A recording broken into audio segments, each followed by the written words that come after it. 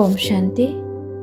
8 ডিচেম্বৰ 2024 অব্যক্ত মুৰলীৰ আধাৰত দয়ালু আৰু দাতাৰ স্বৰূপৰ দ্বাৰা সেৱা কৰাৰ যোগাভ্যাস কৰিম।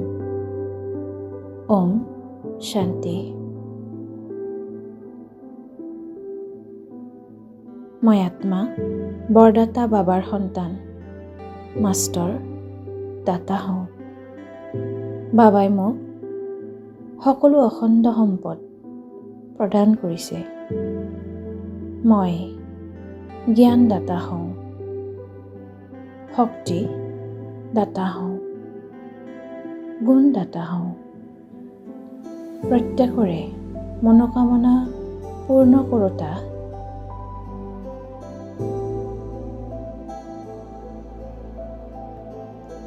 দেৱ স্বৰূপ হওঁ। মই সকলো আত্মাৰে অৱলম্বন হওঁ। সকলোকে মনিশ্চিত কামনা পূৰ্ণ কৰোঁতা দেৱ স্বৰূপ হওঁ। অঞ্জলি দেউতা বিশেষ আত্মা হওঁ। মোৰ আদি মধ্য আৰু পূজ্য স্বৰূপৰ দাতাবোধৰ সংস্কাৰ ভৰি আছে। বৰদান দিয়াৰ, আশীৰ্বাদ দিয়াৰ মোৰ স্বাভাৱিক সংস্কাৰ এতিয়া জাগ্ৰত হ'ব ধৰিছে। কোনোবাই দিয়ক বা নিদিয়ক, কোনোবাই কৰক বা নকৰক, মই আত্মাই মোৰ মাষ্টৰ দাতা স্বৰূপৰ দ্বাৰা সেৱা কৰোঁ। দুৰ্বল, অশান্ত, অস্থিৰ আত্মাসকলক শক্তি, শান্তি, আনন্দ আৰু উৎসাহ উদ্দীপনা প্ৰাপ্ত কৰাও। যোগৰ জ্বালা ৰূপত তপতা তপ্ত আত্মা হওঁ। মোৰ দৃষ্টিৰ দ্বাৰা আত্মাসকলে কিবা নহয় কিবা অনুভূতি কৰে।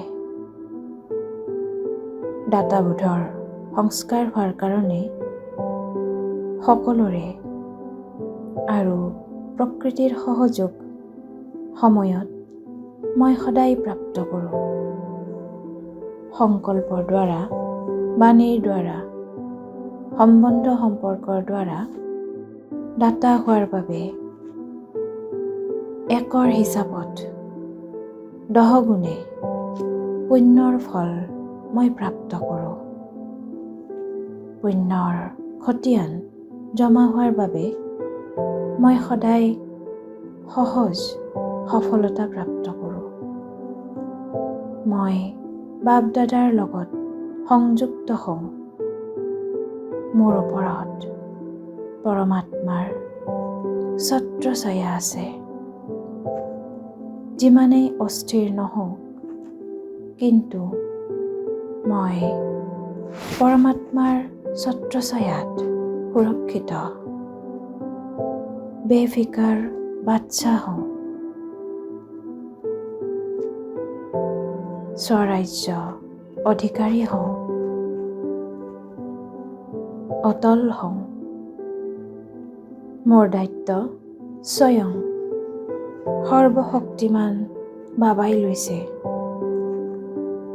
মই স্বমানৰ আসনত সদায় স্থিত থাকোঁ।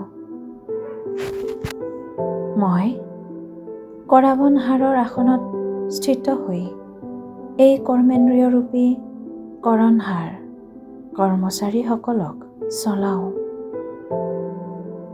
কৰ্মেন্দ্ৰিয়ক আদেশ অনুসৰি চলাওঁ। মই স্বৰাজ্য অধিকাৰী আত্মা হওঁ।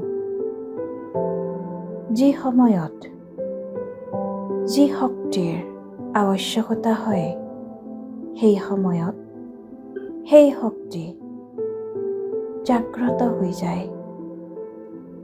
মই মাষ্টৰ সৰ্বশক্তিমান হওঁ।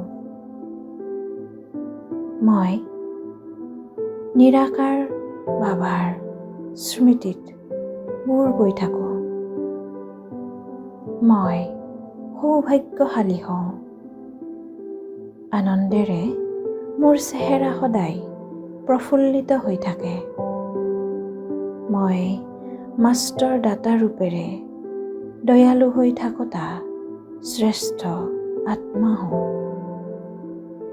মই পৰমাত্ম ছত্ৰছায়াত থাকোঁতা ভাগ্যৱান আত্মা হওঁ।